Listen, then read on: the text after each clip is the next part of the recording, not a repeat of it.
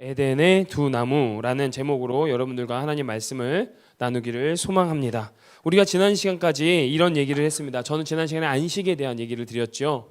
안식은 하나님의 일하심으로 우리에게 주어진 것이다. 우리의 어떠한 공로와 우리의 능력과 우리의 어떠함이 아니라 일곱째 날까지도 일하시는 하나님, 그 일하시는 하나님과 하나님의 사역을 통하여서 그 사역이 무엇이었습니까? 궁극적으로 생명을 살리는 것, 생명을 회복시키는 것, 우리의 창조된 원형대로 하나님께서 다시 창조하게 하신 것, 그것을 통하여 우리가 안식을 누린다 말씀드렸어요. 그리고 그 안식일에 하나님께서 하신 두 가지 일이 뭐였죠? 복되게 하시고 거룩하게 하시는 것. 복되는 것은 무엇입니까? 하나님 앞에 예배하는 것, 무릎을 꿇는 것, 그 어떠한 명령에도 순종하는 것이 복되다 말씀드렸고, 거룩하다는 무엇입니까? 구별하여 따로 드리다 라는 것이었습니다. 하나님께서 안식일에 우리에게 주신 것은 복됨, 예배자의 복이고, 거룩함, 우리가 따로 구별하여 하나님께 삶을 드리는 것, 거기까지 지난 시간 우리가 강해를 통해서 말씀드렸습니다. 오늘은 창세기 강의 5번째 에덴의 두 나무라는 이 말씀의 제목을 통하여서 언약에 하나님께서 사람을 어떻게 지으셨고 에덴의 동산을 창설하시고 거기에 사람을 두셨어요. 그런데 그것은 결국 하나님의 명령과 통치 아래 있을 때 우리의 삶이 안전하다, 우리의 이성과 논리와 생각과 지식과 경험과 어떠한 것이 아니라 그저 하나님의 순종, 하나님 앞에 명령, 하나님의 말씀 안에, 하나님의 그늘 안에, 하나님의 손길 안에, 하나님의 거룩하신 그 품 안에 있을 때 우리가 안전하다라는 말씀을 여러분들과 함께 나누길 원합니다. 오늘 천지창조의 얘기가 다시 나옵니다. 천지창조의 시점을 보면은 1절부터 2장 3절까지가 전반적으로 한 천지창조의 한 스토리가 있습니다. 근데 여러분 오늘 다시 한번 2장 4절부터 17절까지 읽으실 때 느끼시는 게 뭐가 있습니까? 분명히 1장 1절에서 2장 4절 3절까지 하나님께서 창조 이야기가 나왔는데 오늘 또 다시 창조 이야기가 나오지 않습니까? 그렇지 않습니까? 그러니까 이게 뭐지? 이거 뭐지? 많은 설들이 있습니다. 여전히 신학자들이 논쟁하고 있고 분분한 설들이 있습니다. 그러나 우리가 중요한 것은 뭐냐라는 거예요. 1장 1절부터 2장 3절까지는 전반적인 전체적인 창조의 이야기를 이야기하시는 거예요. Generally. 그러니까 일반적으로 전체적인 계괄에 대해서 천지창조가 이렇게 이루어졌다. 말씀 중 죄송한데 다시 한번 성령 하나님 여러분들 마음을 만지시길 소망해요. 오늘 말씀 통하여서 성령 하나님이 역사하셔야 돼요. 저는 아무 능력이 없더라고요. 아무리 딜리버리가 좋아도 성령 하나님이 만지지 아니하시면 말씀이 안 들어갑니다. 그래서 다시 한번 성령 하나님의 강권하심으로 성령 하나님의 일하심으로 우리 가운데 집중력이 있기를 소망하고 그것으로 우리의 마음이 열려지길 원하고 우리의 마음의 눈이 열려서 하나님의 말씀이 들어가길 소망합니다. 저는 하나님 앞에 기도하는 게 한 가지 있어요. 하나님 100번 수만 번 하나님이 하라고 하면 강단에 서서 말씀을 전하는 말씀을 수종하는 자로 서겠습니다. 하나님이 근데 하십시오. 하나님이 하실 줄 믿습니다. 말도 안 되는 이야기 한 문장이어도 하나님 그날 그 영혼 가운데 그 인생 가운데 역사하기 시작하면 꼬꾸러질 줄 믿습니다. 전 이 소망 가지고 말씀 죽도록 정하려고 해요. 오늘 다시 한번 우리 성령 하나님께서 이 안에 운동하시고 일하시기를 다시 한번 소망드립니다. 여러분 그래서요 천지창조가 이게 오늘 무슨 얘기냐, 왜 또다시 얘기를 하느냐, 이 얘기를 하는 거예요. 그런데 집중 포커스가 달라진다는 거죠. 1장 1절부터 2장 3절까지는 개괄적인 전체적인 천지창조의 이야기가 진행이 되고 오늘부터는 하나님께서 조금 더 세밀하게 집중하는 그것이 있다. 그것을 한번 보도록 하겠습니다. 4절 말씀 한번 볼까요? 이것이 천지가 창조될 때에 하늘과 땅의 내력이니 여호와 하나님이 땅과 하늘을 만드시던 날에. 오늘 함께 읽은 2장 4절은 두 번째 창조 이야기의 시작입니다. 분명히 다시 한번 천지가 창조될 때에 하늘과 땅의 내력이라고 합니다. 잘 보십시오. 천지가 창조될 때에 하늘과 땅의 내력이라고 합니다. 하늘과 땅의 내력. 한번 집중해 봐야 될 단어는 내력입니다. 내력. 영어로는 the generations. 히브리어는 톨레돗이라고 합니다. 내력. 내력은 어떤 뜻이냐? 톨레돗은 무슨 뜻일까요? 족보라는 뜻입니다. 족보. 출생, 세대, 계보 이런 뜻입니다. 조금 어렵죠, 단어가. 네, 그 네 개 중에 하나는 이해되시겠죠? 뭐 족보든 출생이든 아니면 계승, 그 다음에 세대, 뭐 이런 것들의 뜻이 톨레돗입니다. 왜 내력이라는 뜻을 했을까요? 내력이라는 말에 이 톨레도스는요 창세기에 10번이나 등장해요. 족보 이야기가 창세기에만 50장까지 10번이 등장합니다. 그 10번을 단어를 통하여서 무엇을 하나님은 얘기하고 싶은 것이냐, 사람을 통해서 하나님께서 일하고 하시는 뭔가가 있을 것이다. 근데 이 족보의 톨로댓이라는 그 원어가 얄라드라는 뜻인데요. 그게 뭐냐? 아이를 낳다예요. 아이를 낳다. 그러면 하늘과 땅이 아이를 낳다. 그 말은 하늘과 땅이 지 스스로 생겼다? 아니면 누군가에 의해서 만들어졌다? 어떤 걸까요? 두 번째겠죠. 하나님이 하늘과 땅이 우리가 그동안 지금까지 수천 년 동안 투쟁하고 있는 뭐 빅뱅 이론이나 자꾸 그 얘기를 제가 드리는 지들 스스로 어떻게 충돌한 게 아니라는 거예요. 어떤 하나님의 절대 에너지가 있다라는 거죠. 그 에너지를 통하여서 하나님께서 절대 주권자가 하늘과 땅을 만들었다는 얘기를 이 내력 톨레도시라는 것으로 꽝 방점을 찍고 있다라는 거예요. 자연 발생적이 아니라는 거죠. 이 당시에 창세기가 기록될 당시에 제가 어떤 얘기를 드렸죠? 모세가 이스라엘 백성들과 광야를 시작하기 전에 시내산에 모여 있습니다. 그런데 이제까지 이들은 내가 어떻게 창조되었다고 믿었죠? 신이 우리를 부려먹기 위해서 죽은 어떠한 신과 뭔가를 짬박해가지고 만들어졌다. 그래서 우리는 정말 소위 신의 똘만이고 신의 그냥 수종드는 자이다 라고 인식하고 있고, 세상은 양육강식 정작생존, 강한 자만 살아남는다. 그러니까 우리의 가치는 아무것도 없다 라는 생각으로 살아가고 있다는 거예요. 그러나 이제 우리의 존재가 어떤 거냐? 하나님이 너희를 창조했고 하나님이 하나님의 형상대로 하나님의 생명을 넣어서 너를 창조했다. 너의 자존감을 일으켜 세워라. 두 번째는 뭡니까? 그렇기 때문에 너를 주관하는 신은 마르둑 같은 말도 안 되는 신이 아니라 여호와 창조주 하나님이 너의 주권자이고 주인이다. 이거 알려주신다고 했어요. 또 하나는 이 당시에 430년 동안 애굽에서 종살이를 하던 이스라엘 백성들이 뭐에 쩌들어 있겠습니까? 하나님의 리듬입니까? 세상의 리듬입니까?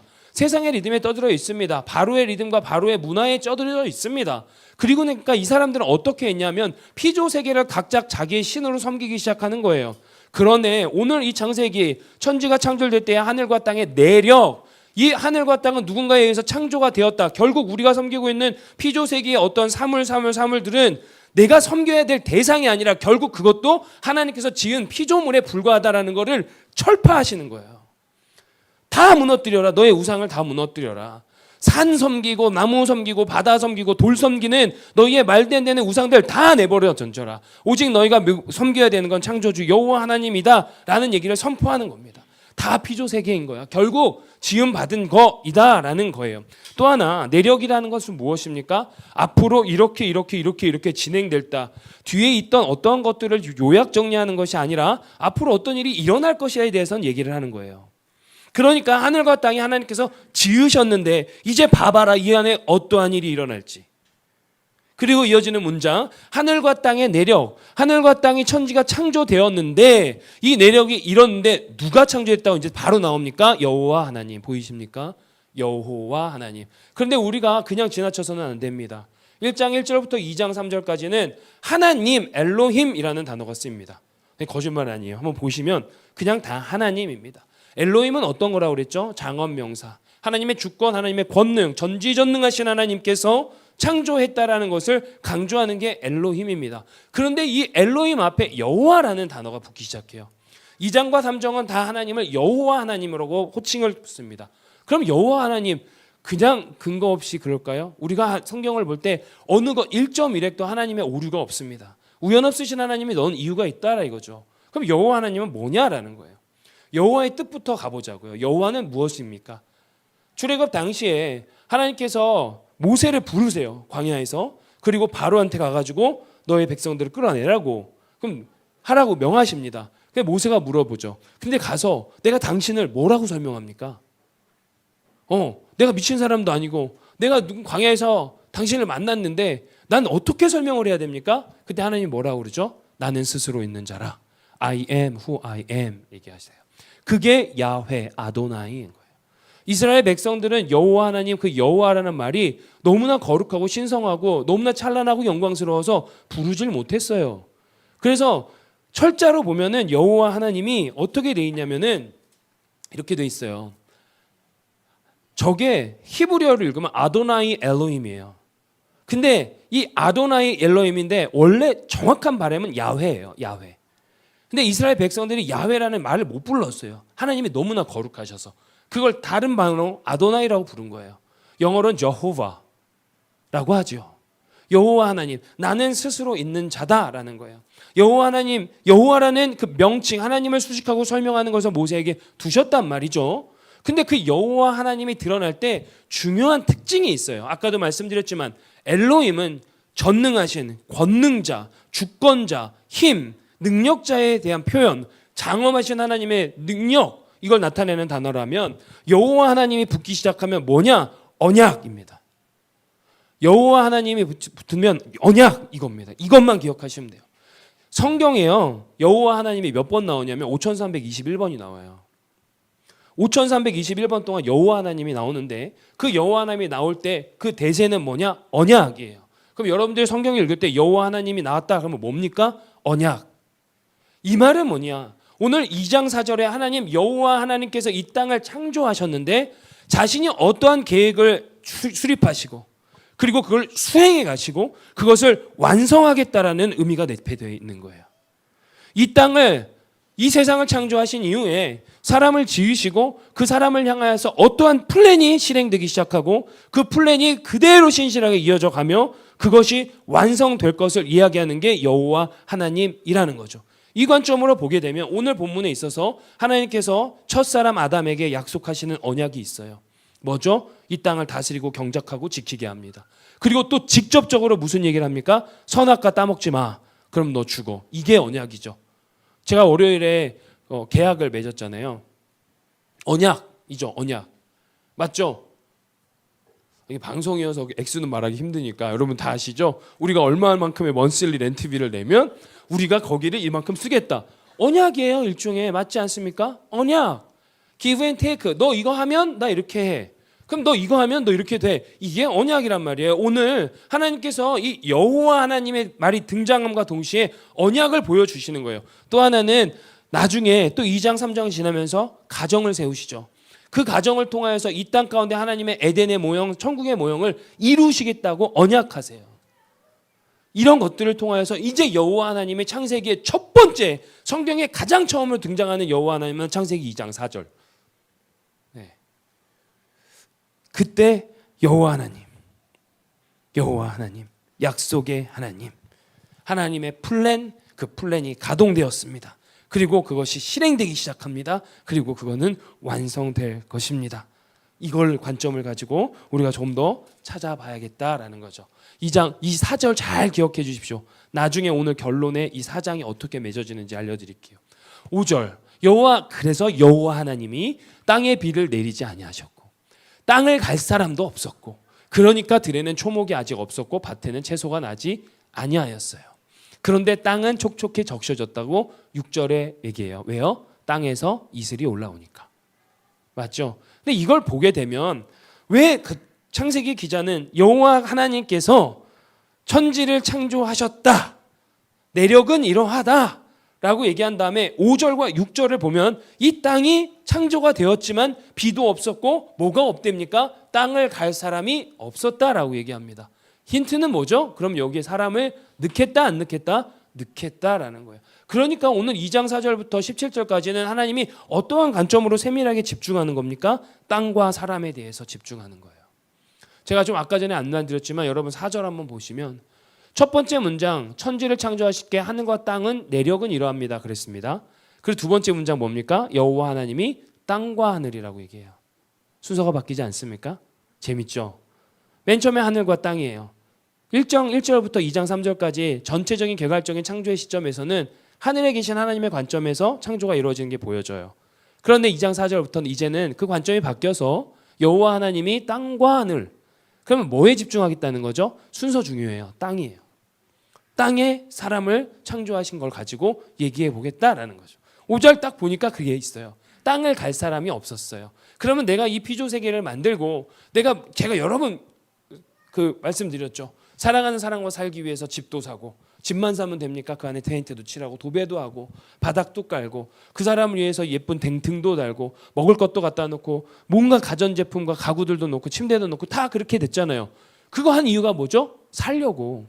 같이 살려고. 우리 모 형제가 지금 열심히 그 집을 예쁘게 다시 한번 공사를 했다고 해요. 왜 그래요? 사랑하니까. 와서 더 좋게 살기 위해서. 그거 그냥 돈 들이고 시간 들여서 그냥 해요? 아니잖아요. 사랑하니까 그러는 거예요. 하나님께서 그러면 이 땅을 만드셨어요. 그러면 여기에 이제 보여주시는 거예요. 뭘 넣겠다? 사람을 넣겠다.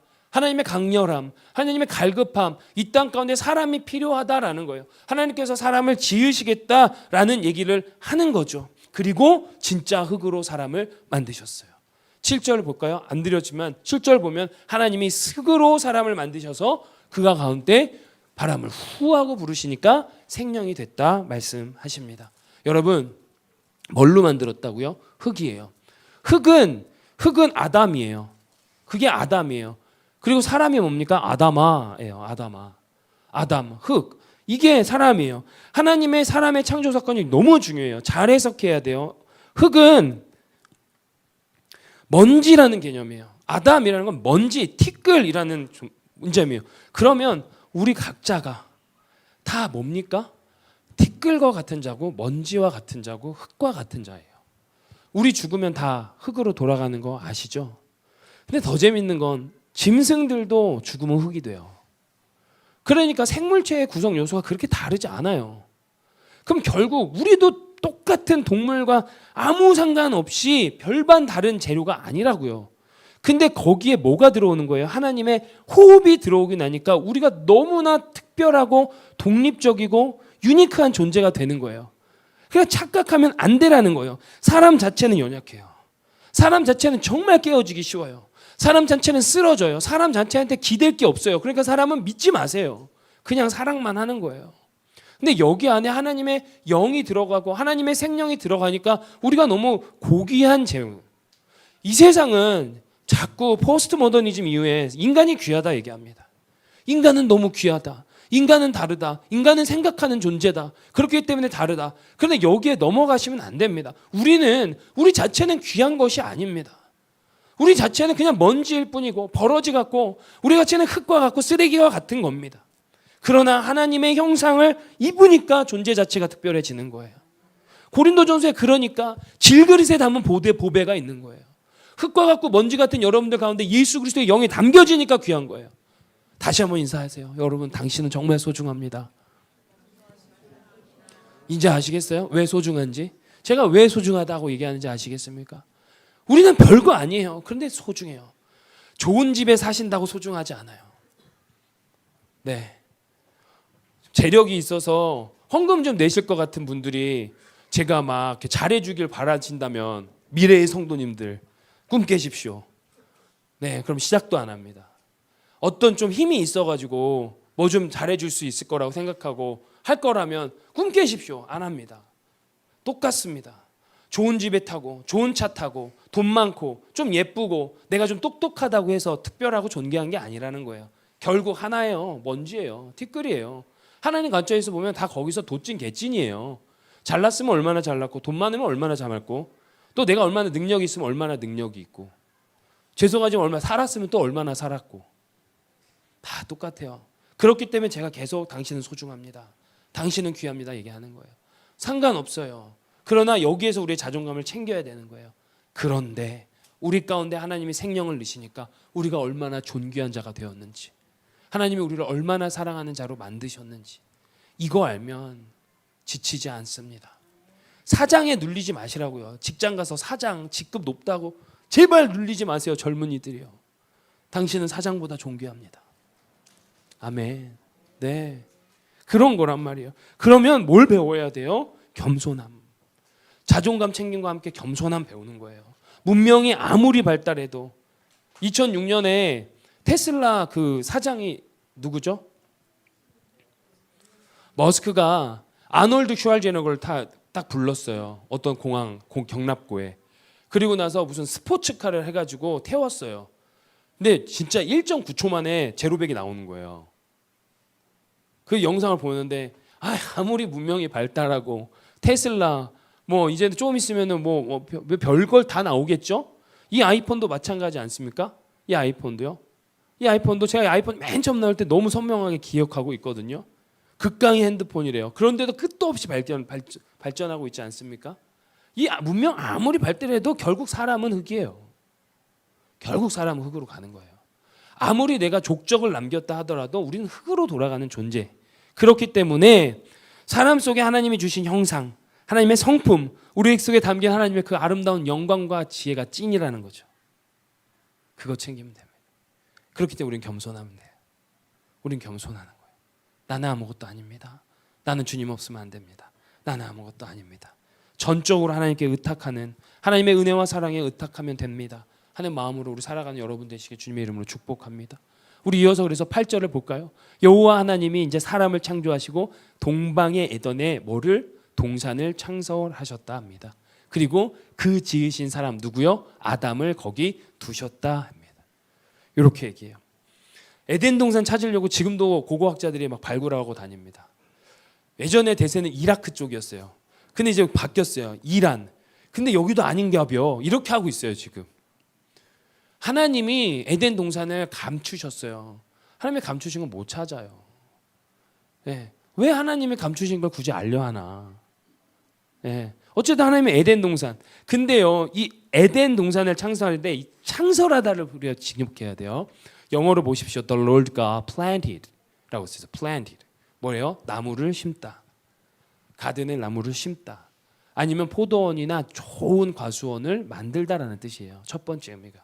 그러면 에덴은 어떤 마음? 하나님이 과수 하나 심으면서 내 사랑하는 이와 함께 누리며 이 내 사랑하는 자가 먹게 해야지 하는 그 정성을 담아서 하나님 만드셨다라는 게 창설하다예요. 이 과수원 너무 아름답게 내가 사랑하는 이와 함께 살기 위해 만드는 그거예요. 우리 청년들 연애하는 분들 이 마음 알죠? 끝났냐? 그 마음 알죠? 내 사랑하는 이를 위해서 정성스럽게. 우리 젊은 부부들 끝난 거 아니죠? 내 남편 내 아내 위해서 정성스럽게. 자신이 없죠. 제가 여기서 갑자기 믿음이 없어집니다. 안 할 것 같은 뭐 주스를 해주든 음식을 해주든 그런 거예요. 그 마음으로 하나님이 만드셨어요. 또 한 번 두 번째 창설하다의 뜻은요, 장막을 치자 텐트를 치다입니다. 텐트를 치다 장막을 치다 라는 뜻이에요. 하나님이 에덴의 동산을 텐트를 치듯이 친 거예요. 그러면 이 텐트를 치다가 어디에 나오냐면 출애굽기에 하나님께서 회막을 치라고 하시고 장막을 치라고 합니다. 광야에서 이스라엘 백성들이 텐트를 쳤습니다. 그게 텐트를 치다 창설하다입니다. 그럼 하나님께서 이 에덴 동산을 텐트를 쳤어요. 여러분 출애굽기에서 회막에 하나님이 거하시기 시작하니까 뭐가 됩니까? 거룩한 성막이 되고 그것이 성소가 되고 그것이 성전이 되는 거예요. 그렇다면 하나님의 에덴 동산을 창설하셨다. 그러면 여기에서 하나님께서 그 아름답고 놀랍고 경이로운 모든 피조 세계를 만드시고 그걸 텐트를 치듯이 쳤어요. 하나님이 거하기 시작하면 그게 뭐가 되죠? 성소, 거룩한 곳이 됨을 믿어야 되죠. 그렇기 때문에 3장에 하나님께서 분명히 다시 한번 기록하고 있어요. 그들이 그날 바람이 불 때 거니시는 동산에 거니시는 여호와 하나님의 소리를 듣고 에덴 동산에 하나님이 어떻게 하셨다고요? 거니신 거예요. 그러면 그 동산에 하나님께서 사셨다 안 사셨다? 함께 사셨다. 하나님이 계신 그곳은 에덴이었다. 그러면 그 에덴은 거룩한 성소 맞습니까? 아닙니까? 맞습니다. 자, 질문. 여러분들의 삶은, 여러분들의 인생은 에덴입니까? 아닙니까? 모르겠습니다. 다시 한번 쭉 설명을 여기까지 지금 한 15분 했는데 다시 한번 드려야 되겠습니다. 다시 한번. 여러분들의 삶은 에덴입니까? 아니면 지옥입니까?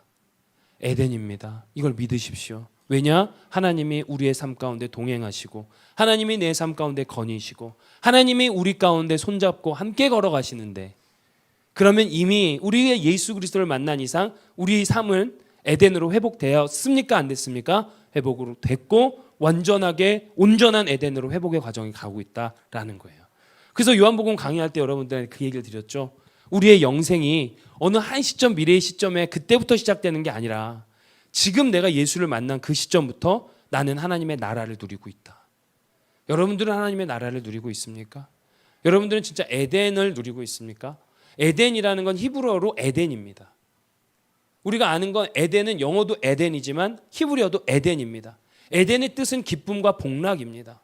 그럼 여러분 우리의 삶이 기쁨과 복락으로 채워집니까? 아니면 여전히 괴로움과 재앙과 슬픔과 고통과 아픔으로만 채워지고 있습니까? 하나님은 오늘도 우리에게 얘기하세요. 이미 너를 내 아들을 주어서 샀는데 나는 이미 너에게 에덴을 허락했다. 그 에덴을 누리면 안 되겠니? 내가 너와 함께 거닐고 있어. 보이지 않아도 만질 수는 없어도 맡을 수는 없어도 느낄 수도 없고 소리도 안 들리지만 나는 이미 너와 함께 에덴을 살아가고 있다.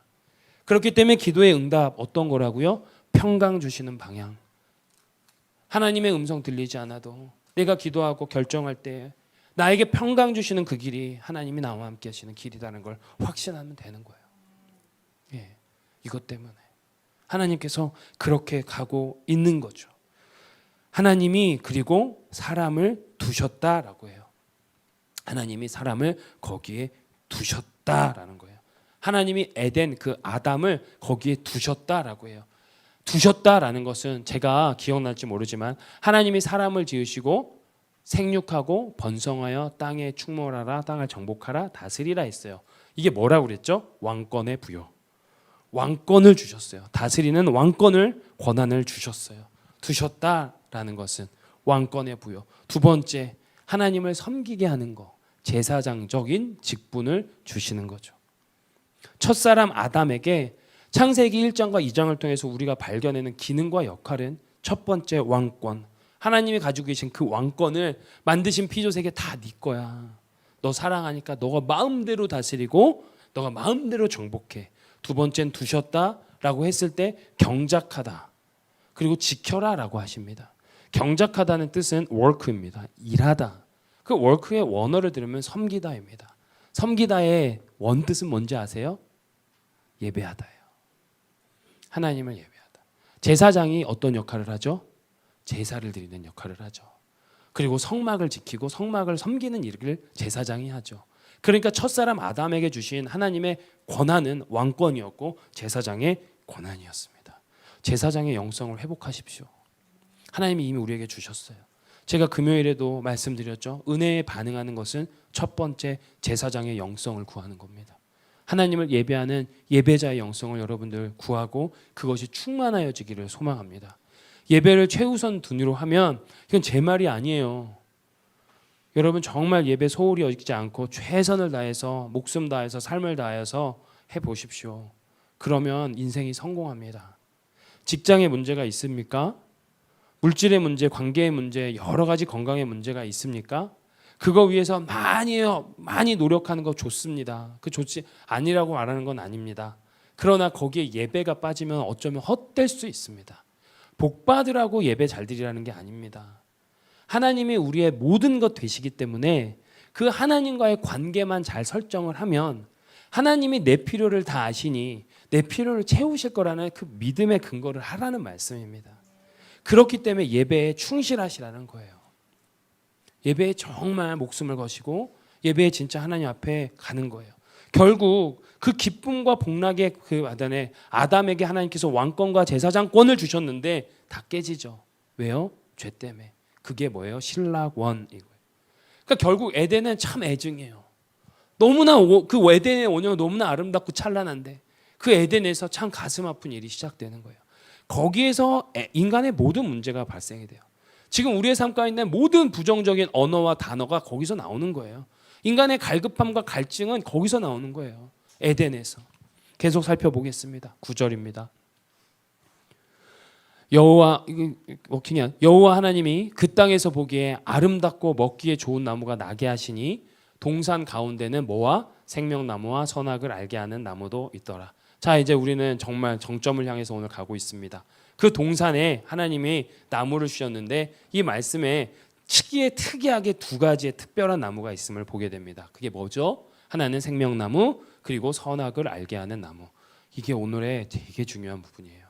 아까도 말씀드렸지만 성령님께서 말씀하셔서 여러분들 이해가 잘 되기를 소망해요. 예, 정말 간절히 기도합니다. 선악과 문제가 어려워서 그래요.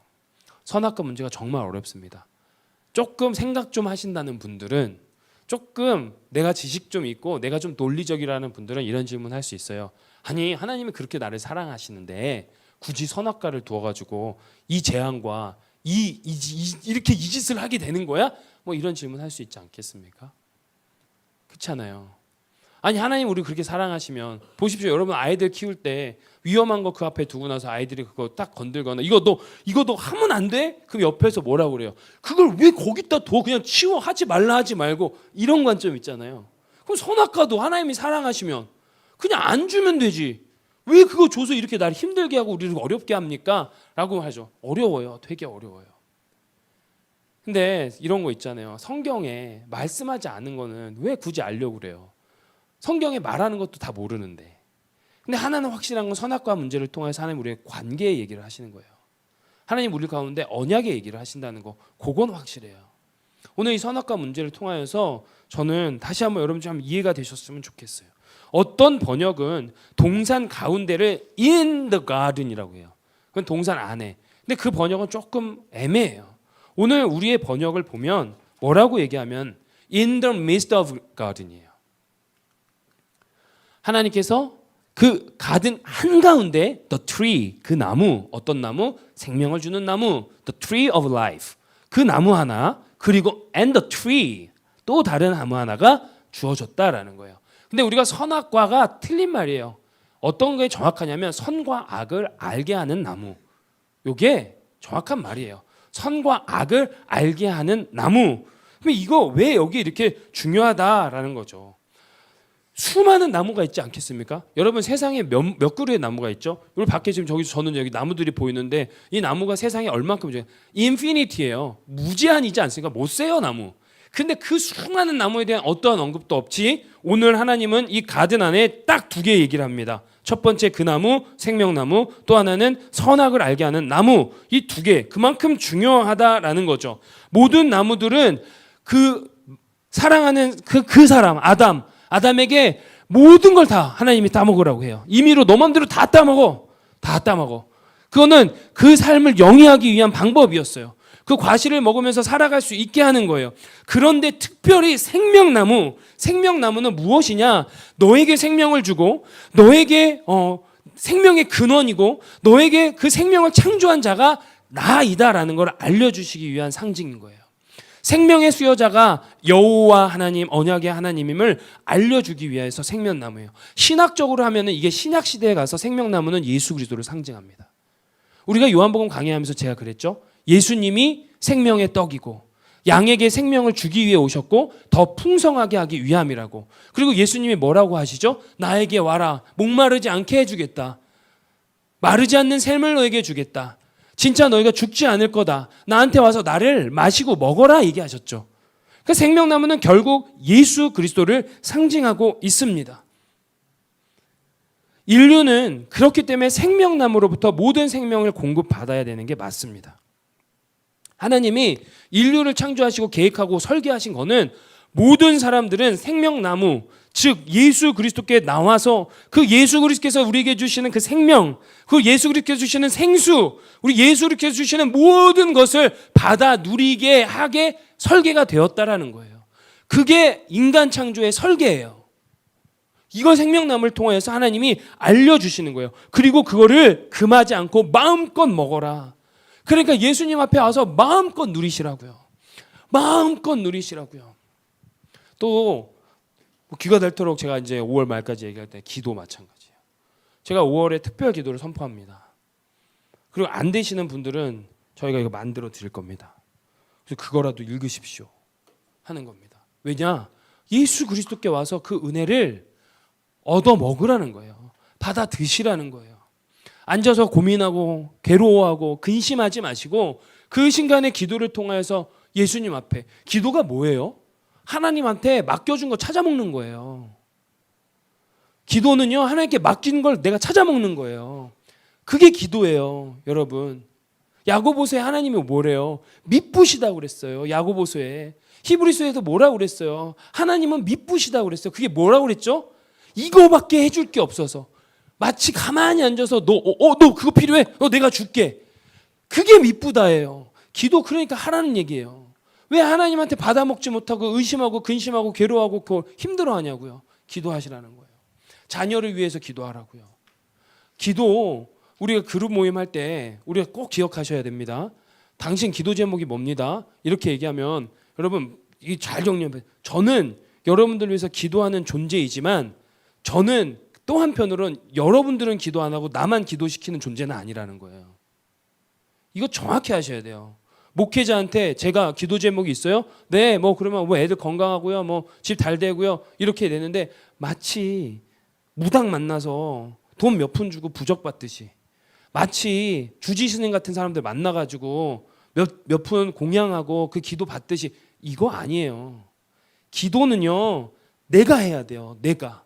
부모들이요, 기도를 하십시오. 부탁만 하지 마시고 꼭 기도하십시오. 아이를 위해서 목사가 기도하면 되겠습니까?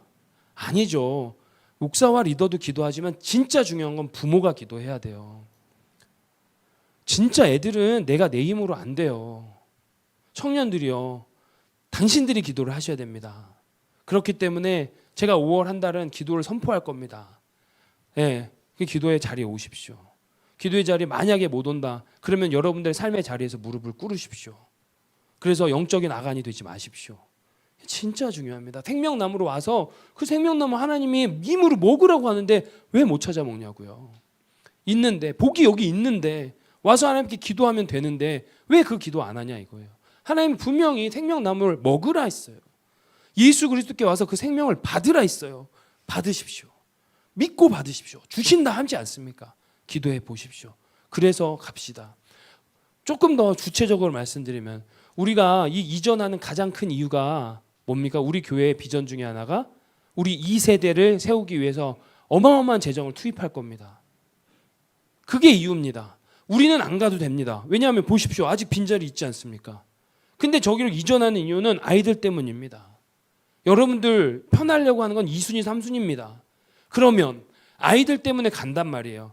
그럼 거기서 아이들 위해서 누가 기도해야 됩니까? 부모 세대들이 기도해야죠. 거기 간다고 모든 문제가 해결될 것 같진 않아요. 저는 불링 이슈 어떻게 우리가 해결해야 돼요? 이 시대에 어떻게 동성애의 그 무리를 어떻게 우리가 이겨내겠습니까? 기도 아니면 안 돼요. 애들 어떻게 안 돼요? 그러면 기도를 쌓아야죠. 하나님 거기 가서도 분명히 하나님께서 영혼들을 모아두시는데 여러분들 기도 안 하고 가죠? 그리고 하나님이 거기에 사람들 보내시죠? 잘못하면 재앙이에요. 기도를 쌓으십시오. 우리 기도로 쌓아갑시다. 5월 한 달 기도의 달로 선포하겠습니다. 그때 우리 한 마음으로 다 같이 기도하는 시간 되기를 원합니다. 다 같이 아멘, 아멘, 아멘. 네, 그래서 생명나무는 그런 거예요. 그리고 또 하나가 선악과라는 거예요. 선악과. 하나님께서 선악과라는 거예요. 선악을 알게 하는 나무. 하나님께서 그 사람을 이끌어 에덴 동산에 두어서 그것을 경작하며 지키게 하시고, 여기서 경작하며 지키게 한다 뭐라고요? work. 보이시죠? work. 섬기다, 성막을 지키다, 거룩한 곳을 관리하다, 이런 제사장적인 의미인 거예요. 그리고 나서 16절에 뭐라고 합니까? 여호와 하나님 그 사람의 명하여 이르되 동산 각종 나무의 열매는 네가 임의로 먹되. 17절 여러분 한번 읽어주십시오. 시작.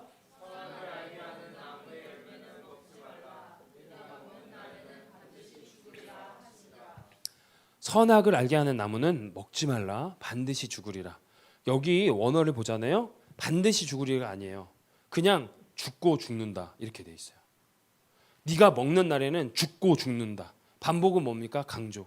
반드시 죽는다. 어쨌든 죽는다. 그럼 저한테 또 누가 질문해요. 창세기 보니까요, 막 900 몇십 사는 사람들이 있는데 그럼 그런 사람들은 되게 장수한 거 아니에요?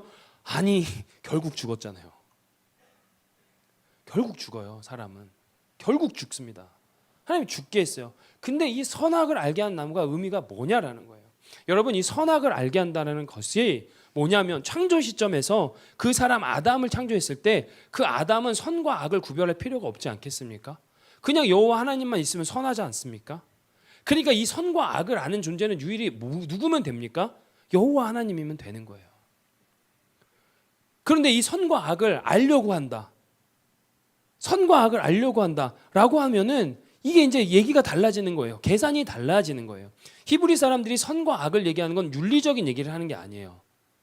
선과 악이라는 건 뭐 좋고 나쁨 이 정도로 얘기하는 게 아니에요. 이 세상에 있는 긍정적인 모든 것과 부정적인 모든 것, 좋은 모든 것과 나쁜 모든 것. 금요일에도 제가 설교드렸지만 기독교에는 세모가 없습니다. 미지근한 거 없어요. 이거 아니면 저거예요. 좋은 거 아니면 나쁜 거예요. O 아니면 X예요. 그게 이 세상에 구분된 거예요. 이게 기독교에서 말하는 우리가 말하는 신앙이에요. 그러면 선과 악이라는 거는 좋고 나쁨의 모든 것이에요. 그렇다는 것은 선과 악을 알게 한다는 건 뭐라는 말이에요? 모든 것을 알게 한다는 말이죠. 그렇단 말은 이게 뭐랑 바꿔요? 전지하다라는 얘기랑 똑같아진 거죠.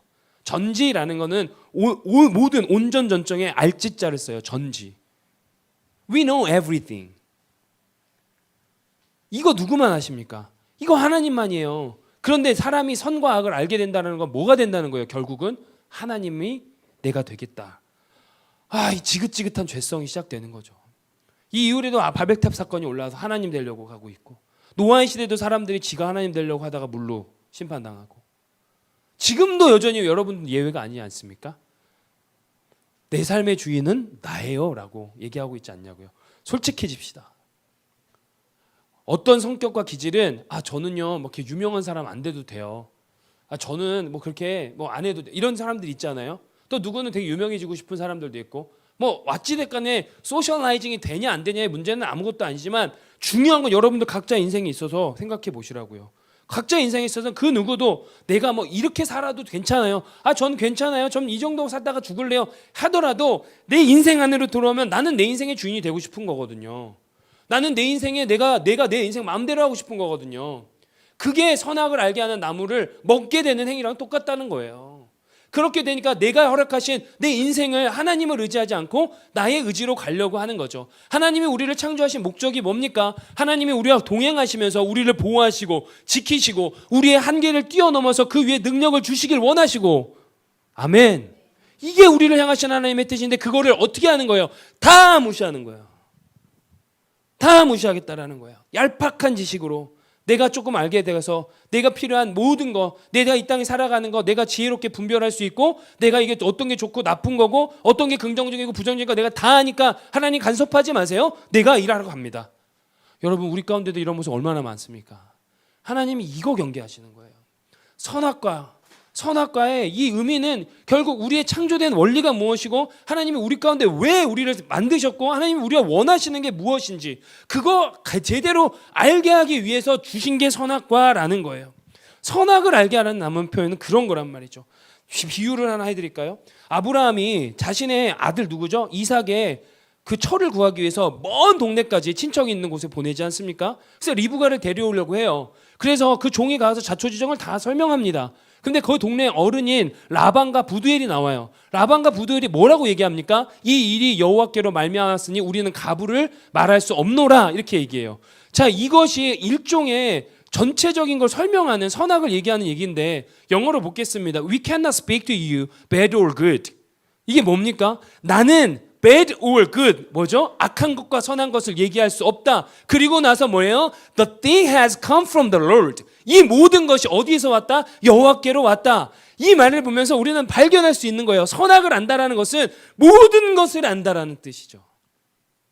그런데 진짜 하나님의 언덕 그늘 아래 그의 날개 아래 있는 자들은 이 고백을 하는 거예요. 나는 선악을 알 수 없습니다. 이 모든 것은 하나님께로 왔습니다. 그렇다면 나의 인생도 마찬가지입니다. 나의 인생에서 무엇이 옳고 무엇이 좋고 무엇이 나쁘고 무엇이 그른지 저는 모릅니다. 내 인생 온전히 하나님의 주권 가운데 있습니다. 그러하기 때문에 하나님 제게 말씀하여 주십시오. 내가 그 말씀대로 순종하길 원합니다라는 고백으로 가게 되는 게 선악과를 주신 하나님의 의미라는 거죠. 이게 우리 가운데 인정이 되길 원합니다. 뭘 그렇게 알려고 해요? 뭘 그렇게 하나님 앞에 대들면서 따지려고 하냐고요. 믿음은 이해보다 그 이해를 뛰어넘어 신뢰를 올리는 거예요. 그렇기 때문에 여러분 하나님이 그래요. 너희가 그것을 먹는 날에 너희 눈이 밝아져 하나님과 같이 돼요. 그러니까 선과 악을 나누는 그 나무를 먹는 행위가 문제가 아니라 그걸 먹음으로 통해서 뭐라고? Like God. 하나님과 같이 된다는 게 문제가 되는 거예요. 내가 너를 창조했는데 내가 너에게 왕권을 줬다 해서 네가 내가 되는 건 아니야. 네가 하나님 해라 이거죠. 선과 악을 구분한다는 건 내 소관이 아니다라는 거예요. 이건 하나님 소관이다라는 거예요. 우리 적용해 봅시다. 삶에 있어서. 아니 우리가 걱정하는 거의 대부분이 내가 걱정한다고 되는 겁니까? 과학적으로도 증명이 됐잖아요. 걱정한다고 될 일이 없어요. 그러면 그건 누구 소관이에요? 내 소관이 아니라 하나님 소관이잖아요. 그러니까 미안하지만 또 기도하시라고요. 내 소관이 아니잖아요. 내가 열심히 해서 해결될 것은 걱정이 아니에요. 열심히 하면 되는 거죠. 그냥 우리가 하는 걱정과 근심은 내 소관이 아니에요. 여러분 아무리 기도하고 열심히 걱정한다고 해서 여러분 오늘 1cm 키울 수 있습니까? 키를? 아니면 시한부 인생이 있는데 내가 아무리 열심히 기도한다고 해서 내 생명을 하루 더 연장할 수 있겠습니까? 아니에요. 그런 걱정하지 말라는 거예요. 하나님 앞에 하나님과 같이 되려고 하는 게 그런 모습이라는 거죠. 왜 자꾸 내 인생을 플랜해요? 여러분 요즘에 세상은요 기업체에서도요 3년 플랜 안 세워요. 제가 MBA 공부를 하고 다시 한번 글로벌 컴퍼니 들어갔을 때 그때 많이 썼던 게 5 years 플랜이에요. 5년 플랜 세워요. 5년 플랜. 그러다 조금 지나고 나니까 3년 플랜을 세우더라고요. 그리고 나서는 1년 플랜으로. 요즘 기업에서는요 3년 플랜 아무 의미 없어요. 아시잖아요. 세상이 얼마나 빠르게 바뀌는데. 삼성전자 가보십시오. 거기 1년 플랜도 안 세워요. 분기 플랜 들어가요. 당장 오늘을 사는 게 신앙인이에요. Live a day. 오늘을 사십시오. 왜 내일을 걱정해요? 왜 내 일주일을 걱정하고 한 달을 걱정하냐고요. 오늘도 못 살면서. 이게 하나님이 선악과에 대해 주시는 우리에게 주신 영적 도전인 거예요. 왜 네 자꾸 하나님 되려고 하냐? 왜 네 자꾸 나 되려고 하냐? 또 하나 하나님이 3장 21절에서 똑같이 얘기해요. 여호와 하나님이 이르시되 보라 이 사람이 선악을 아는 일에 뭐래요? 우리 중 하나같이 되었대요. 똑같아요. 얘가 또 나 되려고 하는구나. 교만함. 결단해 보십시오. 여러분 걱정 무엇입니까? 근심 무엇입니까? 그 모든 거 다시 한번 좀 하나님 의지하고 나아가 보시지 않겠습니까? 그러니까 모든 일은 우리의 소관이 아니라 하나님의 주권에 있다라는 말을 하면 우리는 이 고백을 다시 한번 할 수 있어요. 제가 되게 많이 하잖아요. 여러분 한번 크게 믿음으로 읽어보십시오. 시작.